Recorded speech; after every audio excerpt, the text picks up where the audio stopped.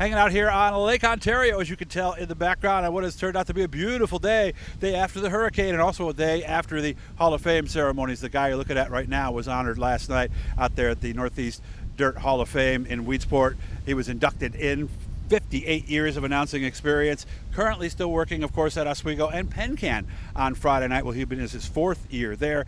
Started in dirt in 1970 for a guy who we actually saw last night, Glenn Donnelly. Roy Sova with me. How we doing? It was good to see Glenn last night. Wasn't We're doing it? well, and Glenn looked good. He did. And great stories, although before we get to you, Frank Cozy gets bonus points. Boy, he really stole that show last night, didn't he? He was fantastic. Yeah, the place roaring. He did. So what did this mean to you? Because, I mean, look at who went in. I mean, this was a lot of people I'm sure you've had dealings with over the years. Must have been fun to be a part of this class. Well, yeah, it is, Doug. You know, it's nice to be honored with something like this that you spend a long time of your life doing, and to be recognized for doing it. It stands out. Mm-hmm. One of the questions they asked Gary Tompkins I thought was a good one. When you started, were you ever thinking about the Hall of Fame? He said, of course not. Were you ever thinking about that, or did it just kind of happen? I never thought about announcing 58 years. So no, I mean, it just, it's how I got into it was kind of interesting, and it just evolved over the years. Mm-hmm. What is it about now? What do you still enjoy? Because a lot of people never do anything 30 years, let alone 58. I just enjoy racing. Let's take this weekend, for instance. Oswego's not running. Mm-hmm. I'm going to go to PennCan to announce tomorrow night. Saturday, I'm going up to Evans Mills because Josh Sokolic is going to debut, who's sportsman. And then Sunday, I'll be at Weedsport for the Hall of Fame 100. Wow, busy So weekend. I'm a fan as well as an announcer. Okay. How did it start for you? Where did the interest come from to begin with? Oh, my uncle owned a race car when I was 7 years old at Oswego. I mean, I've been there basically since the track opened. Mm-hmm. So I would go every week with them, sit in the first turn. We actually won a feature one night. Yeah? Freddie Cavallaro was the driver, but that's how I got started. And I have missed very, very few races over the years. Well, did radio come first, or did the announcing side come first? Radio did. Okay. I was... Funny story, because I was going to college here in Oswego, and I came home one morning and my mother said that the local radio station was looking for an announcer. And I said, "That's nice, Mom, what do I care?" She says, "You got an appointment tomorrow morning at 10 o'clock. How old were you then? 18. 18. So your voice had changed. You had your pipes like you had now. Yeah. So, Yeah. Okay. All right. And I got to thank Roy. I wanted to make sure I got this one in, because I think a lot of times it's the legacy you leave behind a lot too. When I was a rookie announcer in 1990, my second week they brought in Roy Sova because I was so clueless. I'd never been. I didn't know what to do. And one of the things that came through last night that was the big thing you said to me, I was at the gate just writing down the numbers as the guys came through, and you said, "Doug, you got to go talk to those guys. They want to talk to you, but they're busy, so you got to go see them." That is the biggest part, I think, of being a successful announcer, is it not? That is the biggest thing, the biggest hint, the biggest tip that Jack Burgess gave me. Oh, Jack told you that. Okay. Yes, if you want to be involved, you want to be a good announcer, go and talk to the people. Mm-hmm. Yeah, because you don't know what's going to happen. There's not and I remember, as I've worked with a lot of other announcers since then, I use the same thing that you told me. They want to talk to you, but they're busy, so you got to go. So isn't it nice that Jack's legacy is now, geez, I don't know, maybe, how long ago did he tell you that?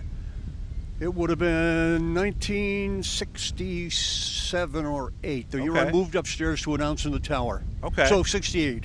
Okay, so it's nice to know that here we are. Geez, what is that, 54 years later? It's still, yeah. the basics still do apply on that. Doug Logan, I thought did a great job last night. I think it was nice what he did for us, because not only this week on dirt, but also, of course, what he did on Channel 9. It was what his contributions to the sport are immeasurable, I think, at the local level. Don't you agree? Oh, absolutely. He didn't do just this week on dirt. He came to the Oswego Speedway and went to other tracks, and he was, I believe, at the time, the only television reporter that was doing anything with racing. Yeah, at the local level. At the local level. Yeah, you watch 3-5 or any of the others, but Channel 9, they didn't even bring their cameras out a lot of times and have a story that night at 11. Absolutely. Which I thought was great. So where are we now in this whole thing? I had a discussion with Billy Pouch the other day. Are we maintaining? Are we falling off a little bit, or are we still growing? Where do you think we are and the whole community? Auto racing in general? Yeah. I think we hit a plateau for a while. I feel that some of it is coming back. I agree. A lot of young kids are into racing. I mean, actually being out there racing, and that's helping. And we've got a lot of women getting into the sport. You know, Allison Sloat at Oswego, Allie Scott has won down at Penn Can. Yep. There's just a lot of young women coming into it too, and that's really helping. How about Oswego in particular? With 3 divisions, I kind of thought the 350 Supers were going to catch on a little more than they did. But how do we look, and have the rules done what they thought they were going to do this year, the changes? Yeah, pretty much. I think so, Doug. The race that Jeff Abold won a couple of weeks ago, 3 weeks ago, he started, I think, 12th or 11th or something like that. 9th. He started 9th. Passed all the way to the front. He had to pass everybody to get there, and he passed them inside and outside. And the outside thing was the one that really impressed me, because nobody over the last couple of years was really doing much passing on the outside. Now they are.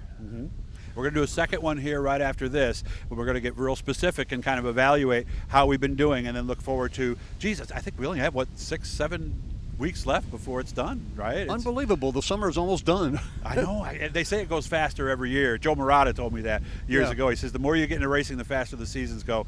He's 100% right on that one, isn't he? Well, actually, Doug, it's the older you get, the faster it goes. So maybe a tie-in on both of those at that point. So, but seriously, congratulations on last night. So, what was your thought as you left there at the end of the night?